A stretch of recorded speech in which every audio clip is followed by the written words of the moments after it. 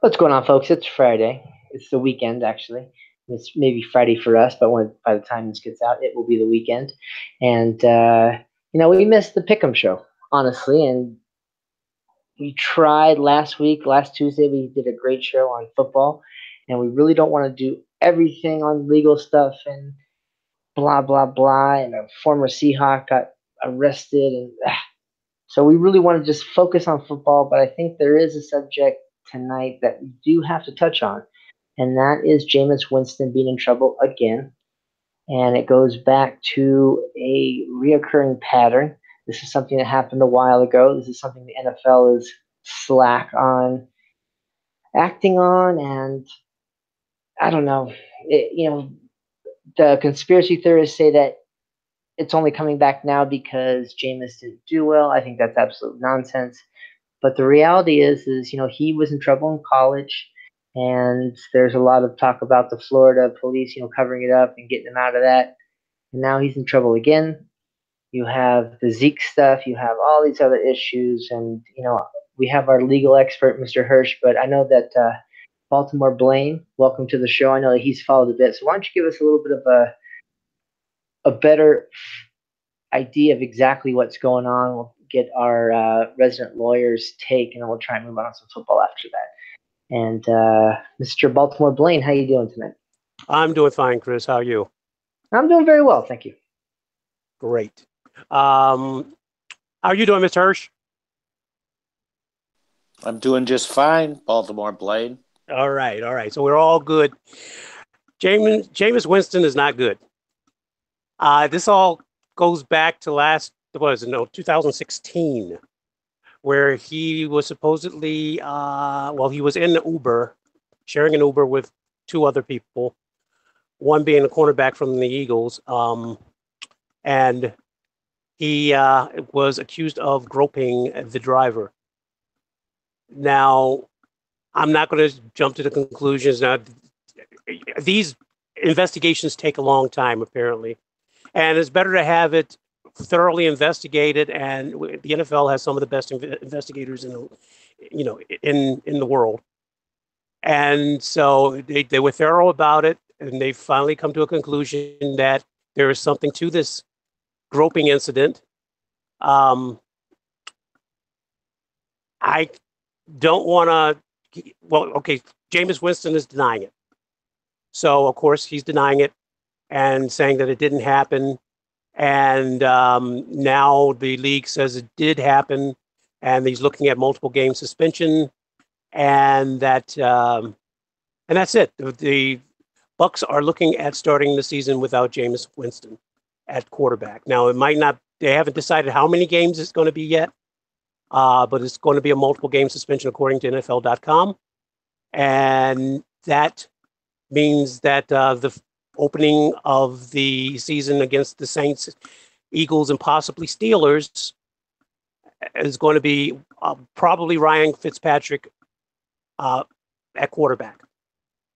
So, Mr. Hirsch, can you give us your take on this? Well, didn't he deny it before when he was in college and the administration at Tallahassee was covering up the allegations and trying to refer it into an internal supposed discipline or investigation within the school with no police and all that kind of stuff? Yeah, that's what he does. He denies. And, it sounds to me, and, all the evidence isn't in yet, but it sounds to me like it's just another hollow denial. There was news on ESPN that one of the guys that was supposedly in the car with him said, no, we put him in that Uber. He was drunk and disorderly at the party. We put him in that Uber to go home, and he was by himself, which calls into question the testimony of the person that supposedly said, no, we were both in the back seat. It sounds to me like it's just another cover-up attempt.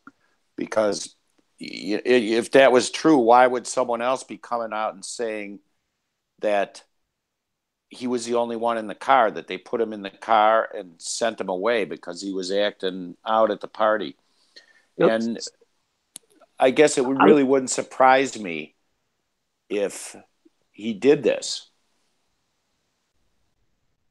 I'm confused now because according to CBS, a story on CBS or CBS.com, it was let's see, Ronald Darby was supposedly in the Uber with him, along with someone else, and that it was a multiple leg trip, and that at least one of the legs of the trip, Darby wasn't present, but Darby claimed that there were three of them in there. Maybe that was at the end of the night that you're talking about. I didn't see that particular story, but again, Jameis Winston denies it. You might say, what else is he going to say? But there is a pattern. There is a history, unfortunately, and the league did investigate it for 7 months. They started investigating this back in October of last year, and they came to the conclusion that there was something to it, and that it warranted the suspension. So we're looking at that. Chris, did you want to get in on this? Yeah, so I want to ask Mr. Hirsch something as a former defense attorney, because this is something that goes from real life, situations to talking to your niece, nephew, or grandson or kid about, taking a cookie. There's a lot of details in a story. When there's a lot of details about little certain things that people are coming out with, sometimes it can be shady. And at the same time, it's another story that goes and jumps on top of the other story and the other story. So I know that doesn't really make a lot of sense, but what I want to ask Mr. Hirsch is, when you have someone, you defend, how often is the same type of crime, the same type of problem in a different place really just, this guy has bad luck or is being set up? And how often do you get testimony that detailed where it turns out that the guy was innocent and that testimony works? Does that make sense? I know I'm a little bit kind of erratic in what I'm asking, but hopefully that makes sense, and maybe you can make sense of it. It just sounds to me, from my experience, like this is the exact kind of thing that a judge looks at and says, nah, man, you've had your chance and this does not look good for you. Well, all I could say about that is how many of my criminal defendants were probably actually innocent of anything? Oh, less than 5%, I would say, because people don't just go around making allegations for no reason. But to follow up on what Baltimore Blaine was saying, I'm going to the reports on ESPN.com. It says Winston, former Vanderbilt football player Brandon Banks, and Eagles cornerback Ronald Darby were at a Scottsdale, Arizona nightclub in March 2016 when Winston became intoxicated and unruly, prompting his friends to send him away in an Uber. And this was reported by Banks' attorney, Mark Scrubs.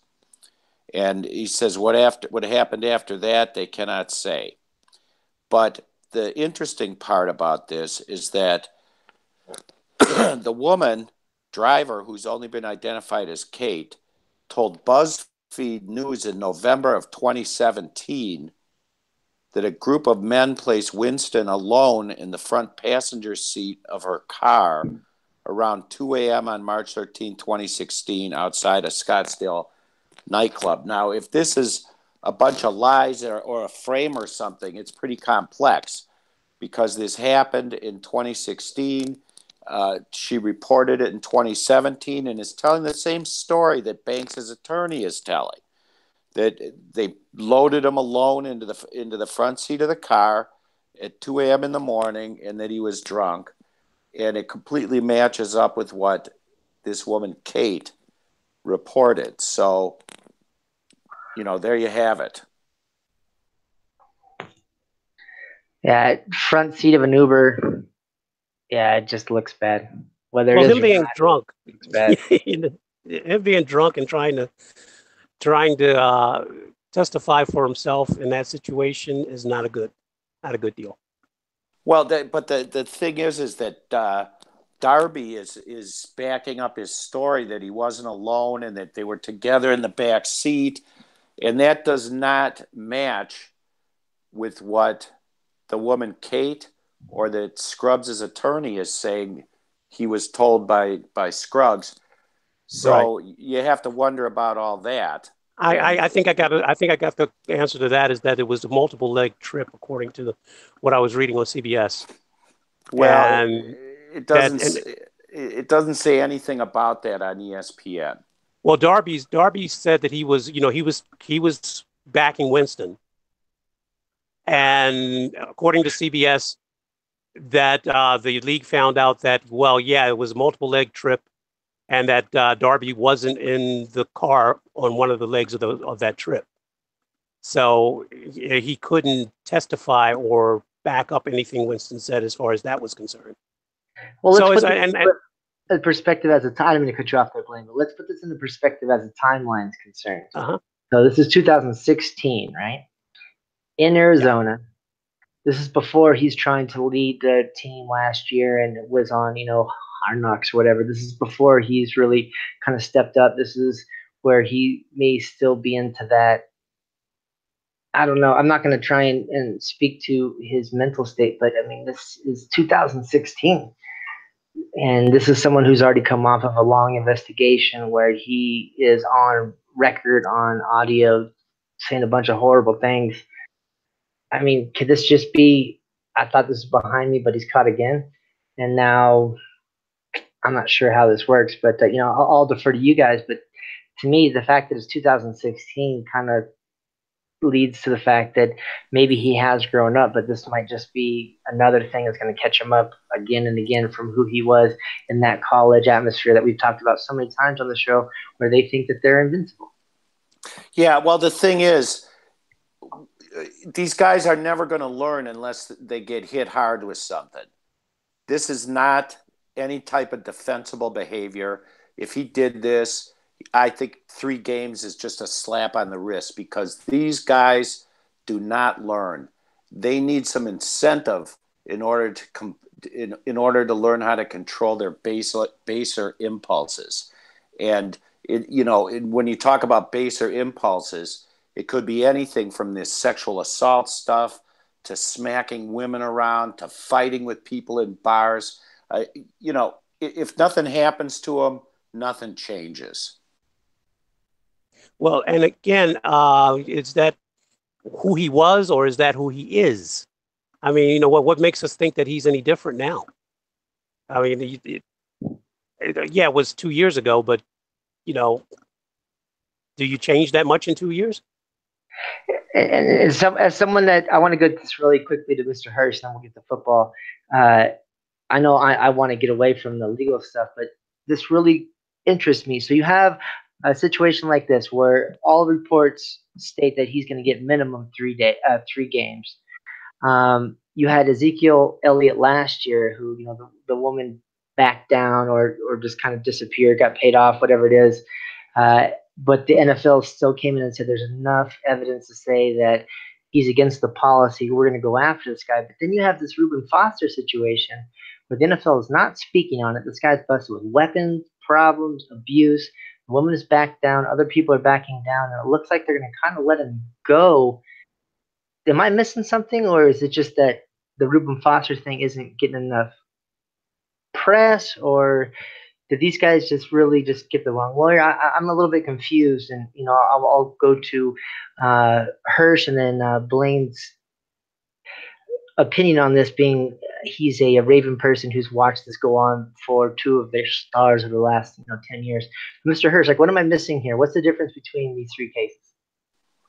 Well, it's not knowing the details, it's hard to say, but I would guess, or at least I would hope, that if there's any real evidence against Reuben Foster, that the NFL will slam on him, because these type of things should be enforced the same for everybody.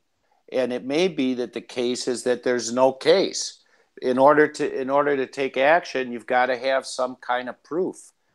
And maybe that's what's missing there. And maybe the only guys that are going to feel the pain of this is somebody where there's proof. And all I know is that if Jameis Wilson did this, he's lying again. He's trying to lie his way out of it. So as to the question of, is he a different guy now? Well, if he did this and he's lying, I think he still has a way to go as far as being an upstanding moral person. Well, I first of all, let's make one thing clear is that the NFL hasn't determined how many games. NFL.com is saying 3 games, possibly 3 games. It may be less, and if it's less, then I don't know why they would just, as you suggested earlier, Mr. Hirsch, why it's just 3 games or less, unless there was something to it, and they just maybe there are other things involved that haven't come out. As far as the investigation on Winston's side. So anyway, as far as Reuben Foster is concerned, and that situation, and Ezekiel Elliott, that's done. But Reuben Foster, if that is, it looks like that's going away, or has gone away. And if that's the case, I want to know why, if his girlfriend gave a false statement to police, why she isn't in jail, or or charges aren't being pressed against her for that. So anyway, moving on to football. Well, somebody else. In my experience, Blaine, the police are very reluctant to charge people that come forward with domestic violence complaints for making false statements. And I think part of the reason is that they want people to come forward and tell them about these incidents, and that it kind of casts a dark cloud over it if they're sitting there and taking, and maybe women that recant their stories, maybe it really happened, maybe it didn't, maybe they were victims in the past and were trying to play catch-up ball, who knows? But that's a reason why police or the district attorneys don't charge the women who are alleged victims and then recant their stories. First of all, the main reason is because they just don't believe it. And it doesn't set a good precedence for them to say, okay, you're going to take your story back. I'm going to put you in jail until you tell the truth. That's just not, that's not going to help in the bigger picture. And the last thing I want to say is I'm tired of these guys acting like this. And I think that the rule should be a full year suspension for anyone who's caught beating up somebody or sexually assaulting somebody or things of this nature that are serious, because even if it's just a crotch grab, as they say, it's serious. It's an intrusion on another person's body without their permission. And as far as I'm concerned, that'll put the fear of God into them. You get caught doing that, you're out for a year. That would make me happy. I just want to clear up. I wasn't attacking the victim. If she's a victim, then okay. But what I'm saying is, and I was looking at her as possibly not being a victim. I mean, I'm going by what her word was and what she said. I understand what you were saying. You don't have to clarify that to me. I'm clarifying it for the audience.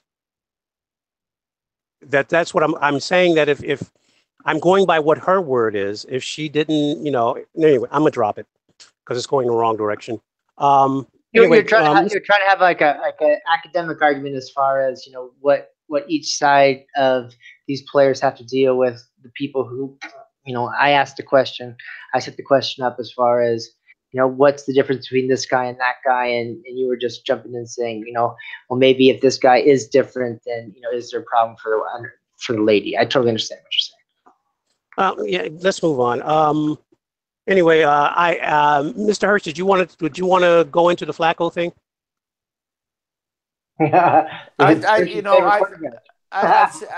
I've said more than I ever wanted to say about Joe Flacco. And, he's a guy that's aging out. His knees are shot, and he's got somebody coming in behind him. So, that's the story, really. Well, he's auditioning for another team, or maybe.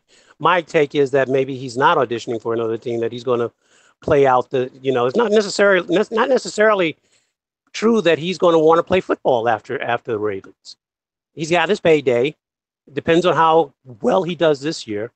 If he does well this year, then yeah, that hunger might, you might see a resurgence. I mean, for the record, he hasn't said anything about retirement.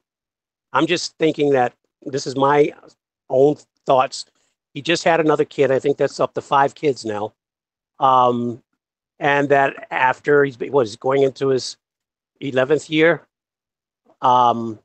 And after all that time in the league, maybe he just wants to just lay back on his money that he's made and retire from football and spend time with the family. But it all depends on what goes on this year. I think whether or not he's going to be whether he'll be looked at next year as a quarterback for any team. One thing that I can say about that and the there's a situation with how about Mr. Hirsch? How about the Rodgers situation? Well, as far as Flacco goes, I'll just say one thing: these guys never know when to quit, and maybe Flacco will be the guy that figures it out. As far as the Rodgers situation, what Rodgers situation? Not the situation. I misspoke. The story about Brett Favre and Rodgers. Brett Favre, speaking of Rodgers and their friendship. Well, they're good buddies now, and they weren't, especially when Brett was on the team. And Brett talked a lot about being the last man standing, and he was on the Packers for so long. He saw his favorite receivers come and go. He saw his favorite coaches come and go. And Rodgers, when he was new on the team, he would try to cozy up to Brett, or maybe not cozy up to him, but say, hey, do you want to watch some film together? And Brett would say, sure, but that was it. And he came to understand that Brett had made the statement that it's not his job to train his own replacement, and that job belongs to the coaches and everyone else. It wasn't his job. And Rodgers is coming forward now and starting to tell Brett, I see where you're coming from. So, that's the big news with Rodgers and Brett Favre is that as Rodgers is getting older and has been playing longer. And I guess it started talking about Jordy, that Jordy's all of a sudden gone. And Brett's kind of saying, you know what? That's what happens. If you stick around, you get close to guys and then they're gone. You get close to coaches and then they're gone. So, yeah. Well, I can see how that can, in the Flacco situation with Lamar Jackson coming up. So Flacco's in that situation now, looking over his shoulder. People are saying, well, are you going to help this kid? And, it's just, I think that the two mirror each other. That's why I was trying to tie the two together there. Is now you have that situation in Baltimore. And is that, yeah, one thing that I read in that story was that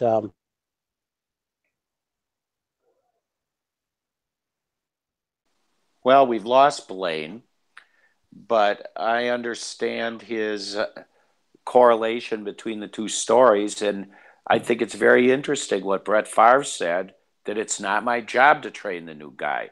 And he's probably right. Who trains the players? The coaches. It's interesting that you say that, and because I think that it's almost like one of those psychological questions about nurture or nature, right? Because you have, we talked about the Chiefs last week and teams that could possibly get knocked out of the playoffs, and you have someone that said that if he ever makes it, he owes Alex Smith a castle because of all of the help that he's giving him and all of the knowledge that he's passed on. And Alex Smith saying, hey, you know what, I'm going to do this great. I'm going to help this kid out as best I can. You have other examples of situations like that around the league. And then you have, the few very public. Brett Favre and Aaron Rodgers did not get along. He did not want to give him reps. One of the ones that's coming to the forefront now is New England and Jimmy G, where in practice, Tom Brady did not want to give Jimmy G reps, and there's a rumor that he wanted that pressure out. I'm not sure how much I believe that, but it's kind of, to me, I don't know. it's a really unique situation, something that you don't see very often in the NFL. The most famous situation, and something that Pete Carroll and some of the other guys, Mike Holmgren, talked about, is Bill Walsh, who seemed to be one of the most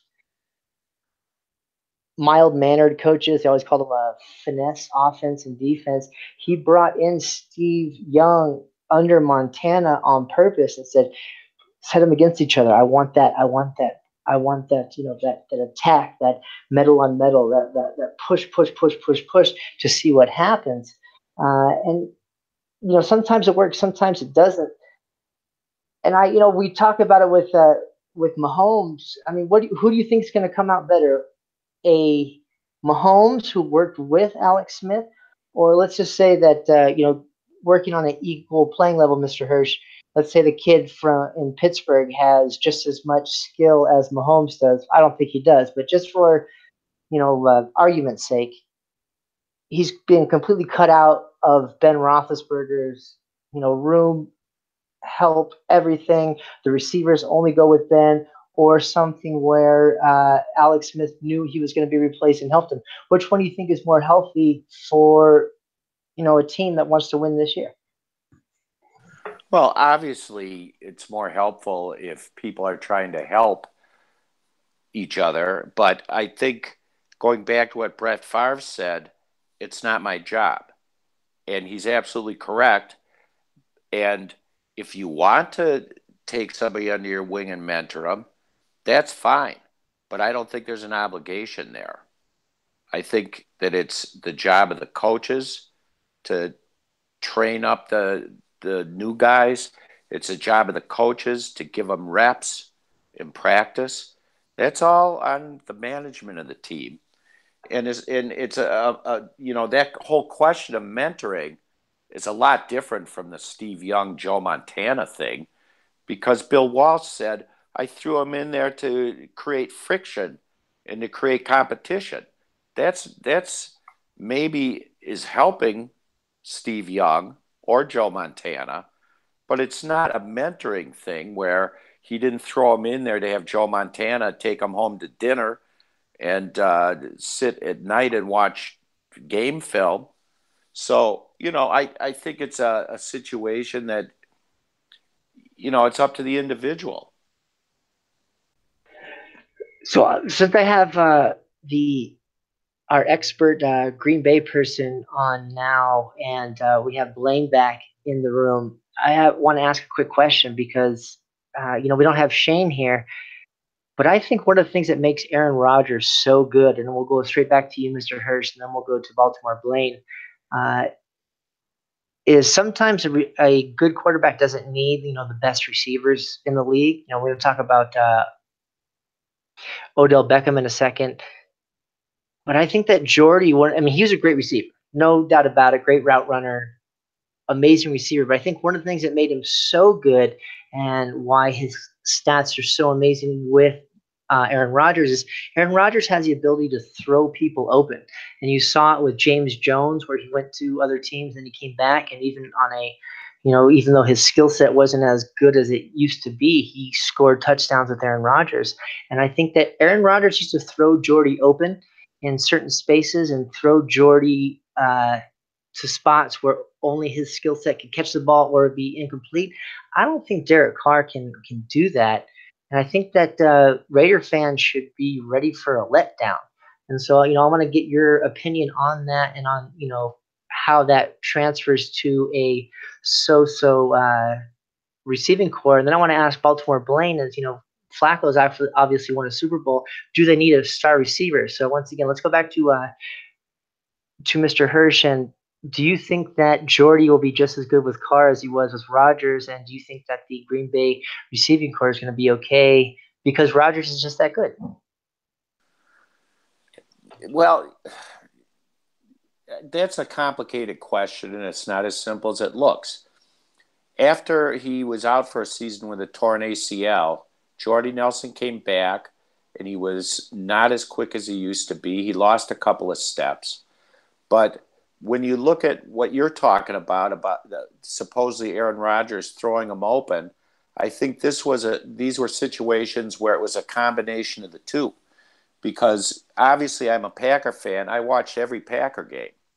And Jordy Nelson would leap into the air, catch a ball that was a couple of feet over the line out of bounds, come down and tap his toes inside the line. And that's a real skill move, 100% a skill move. And he can do that for anybody if he's able to do it for Aaron Rodgers. But Aaron Rodgers was the guy that could put the ball there right on the money. So I think the two things was there was a dynamic there that meshed. And none of the other receivers were as good as Jordy at catching the ball at the sidelines like that and always keeping his toes in. But, you know, it's a combination of the two, I think. And whether or not Carr is going to be able to throw to Jordy Nelson like that, who knows? I wouldn't guess that Derek Carr is going to be as good as Aaron Rodgers. I just don't think that's going to be a fact. And as far as Jordy Nelson goes, we'll just have to see because he's lost a couple of steps. Well, Crabtree was with Carr, and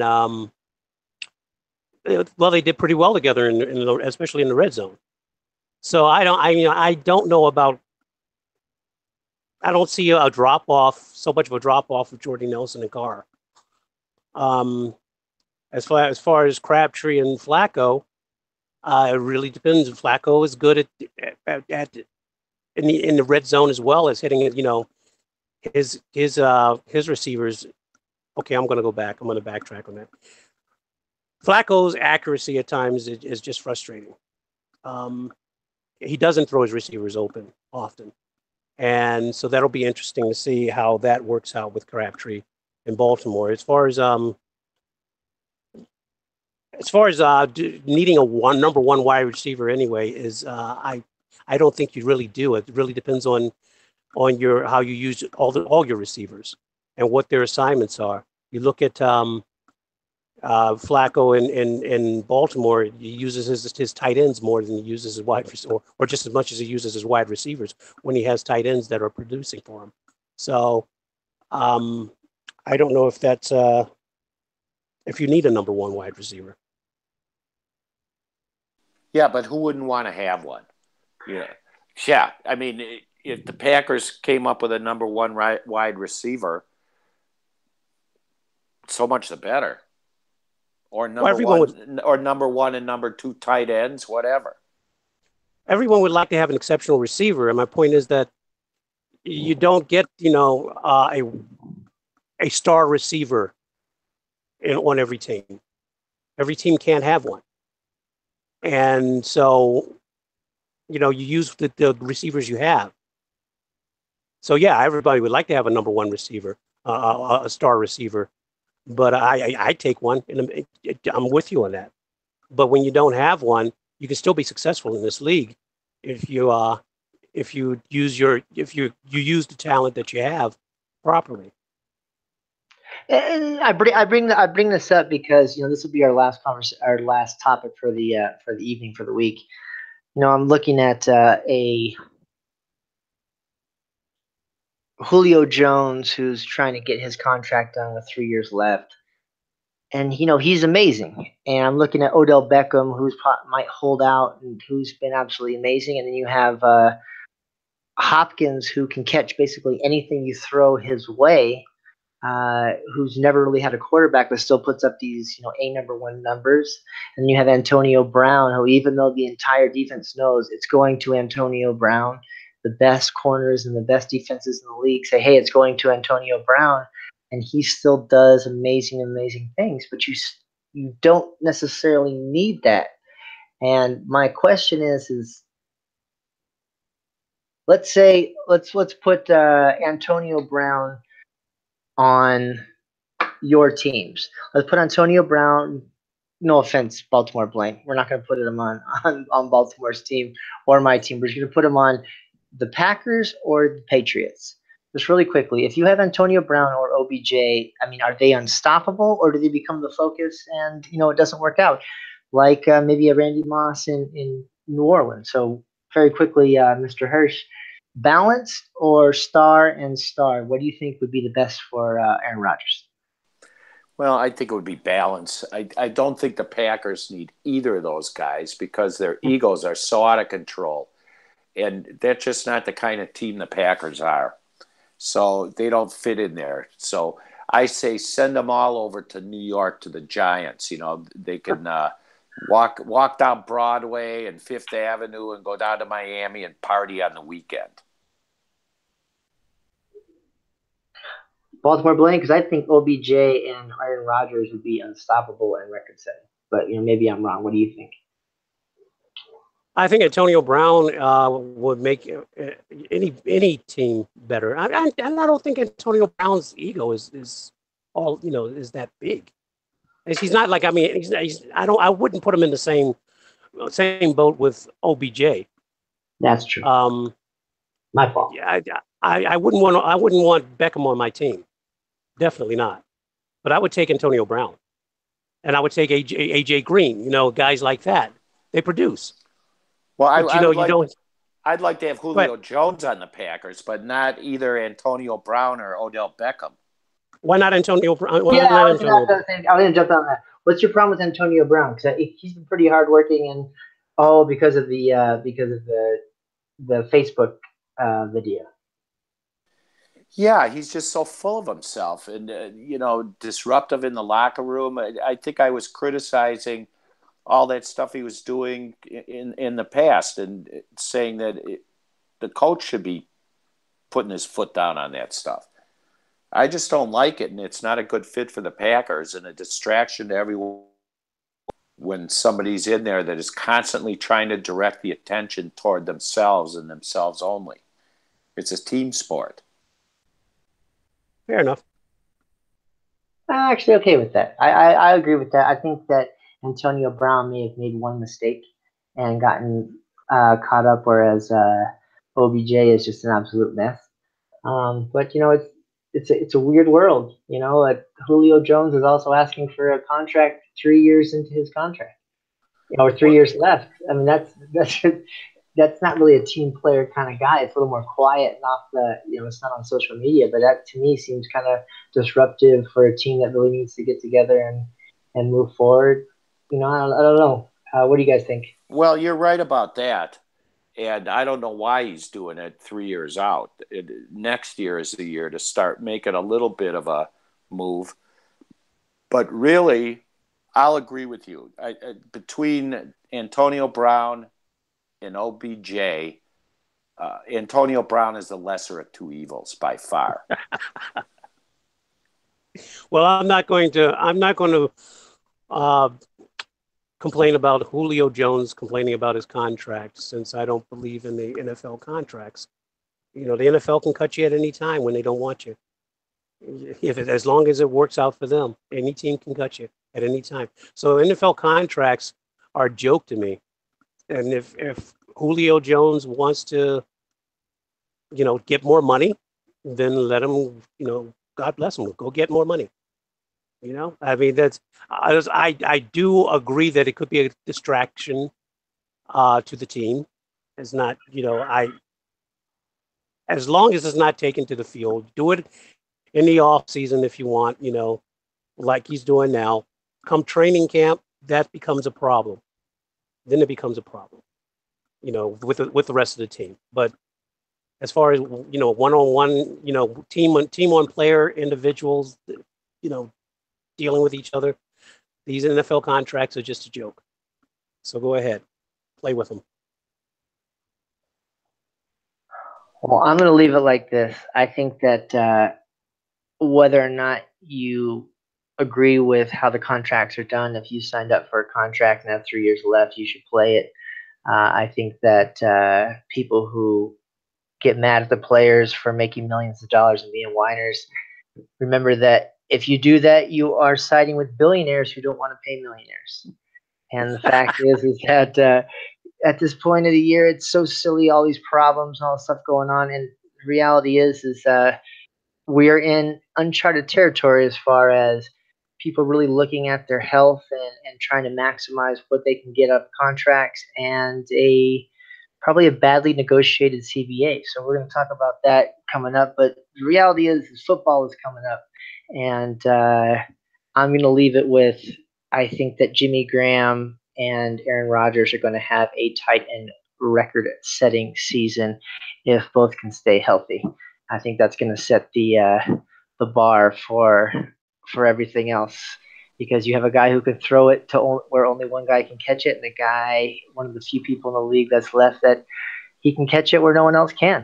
And I'm going to smash that in fantasy this year, guys. You better believe that. Mr. Hirsch, you want to leave the people with anything? Any parting wisdom? Well, the word out of the Packer camp is that Aaron Rodgers is healthy, and that he's as healthy as he's ever been. And I'm looking forward to the season. I want to see who's going to be the second wide receiver. I'm sure they're going to try out a few different combinations. But, yeah, you're right. Jimmy Graham is a great ad, and I'm looking forward to the season. Mr. Baltimore Blaine, anything you want to leave the people with tonight before, because I think next time we get together, we are going to be with some pads on in camp, or at least we're going to be closer. We want to leave people with anything about Flacco and what the Ravens can expect this season? No, you know what? I just want football to come along. Bring on some football. I'm tired of talking about Flacco and what is suspected of Lamar Jackson, and Flacco and Julio Jones and Le'Veon Bell, and I'm just tired of all this off-field stuff. And who did we talk about today? Beckham. Yeah, just Beckham. Man. What's his name now? James Winston. Yeah, let's just get the football. I was going to say, Blaine, the stuff you started out with is football. There's Jameis Wilson and Kellen Winslow Jr. and all the rest of this stuff. That's what I'm tired of. I was tired. Joey Browner on his birthday. My Twitter feed is literally send Joey Browner a happy birthday. Joey Browner arrested for assault and child endangerment, like literally on my Twitter feed in the same line. Well, I do want to say that again. I'll repeat, as I repeated on previous shows. If your team isn't being mentioned right now, if your players aren't being mentioned right now, take that as a good thing. Well, I was so sick of Zeke last year, and I think this Jameis Wilson thing is going to evolve into that, because he's going to try to fight it. He's denying it already, and I'm so sick of this stuff. Ugh. I just can't even speak about it anymore. And this goes to one of those college powerhouses where the girl was basically told, like with multiple witnesses, hey, the Tallahassee guys are like, hey, you know what? That's our quarterback. He's gonna be okay. I don't know. It's a changing time in our culture. I can't even. I'm 100% convinced that most of the stuff I read on CNN and other places, I'm not a fake news guy. I don't believe in that nonsense. But it can't be real. Like I'm traveling outside of the country right now, and there's no way that a make believe we have a space. I don't even know. Stuff's crazy. Don't go there. I can't wait for sports to come back. Point being is, I can't wait for real sports to come back. No more legal stuff. No more anything. I have some film that I got that's coming in where I'm going to do some Seahawks stuff on the weekends, under a different deal. We're going to make sure that we cover all the camps. We're going to have our pick'em stuff coming up very soon. We trust us, folks. Everyone in America, including this group of three guys, we cannot wait to start picking some games and start talking some smack about actual football and actual players. And we really appreciate your time, and we're going to get into a lot more. If you find us here on Spreaker.com, please make sure that you follow us at NuckPods, KNUCK PODS. That's both on Facebook and Twitter. Just put that into the search and you can find us.